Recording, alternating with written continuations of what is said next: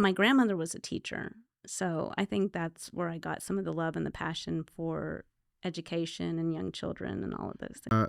I know that you mentioned in an article that your dad was heavy on education, or it Yes. was some, really important to him.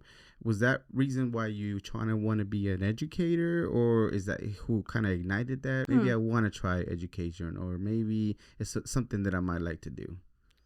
I think it was my dad and my grandmother. Mm. That was a combination of those two. My dad came into this country as an immigrant. He was born in Acapulco. His mother brought him here across the border to Juarez and then eventually El Paso.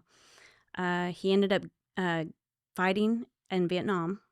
Wow. And because he did that, he did it voluntarily as well. And that's how he gained his citizenship. Hmm. Um, that was when my parents were getting married. So that was the first tour. It was before I was even born. The GI Bill allowed him to go to school. Mm-hmm. And so he got a degree in psychology, but he Wow. never used it. Wow. But I remember he went to UTD, and I remember seeing him as a little girl sitting up at night studying. And he was just, there at the table studying and studying and studying. And actually, I was like, I don't know if I want to go to college. This looks stressful. But I just remember that influence of him. And then he made me read to him all the time.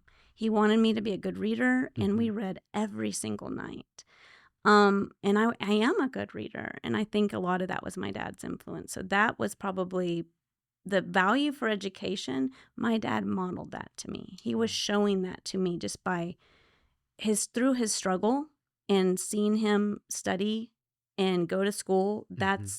That's the value that I got. My grandmother was a teacher, so I think that's where I got some of the love and the passion for education and young children and all of those things. Was that the grandma that took you to Yes, Chihuahua? that's my grandmother. Used to take Okay. me to Chihuahua. She was a teacher.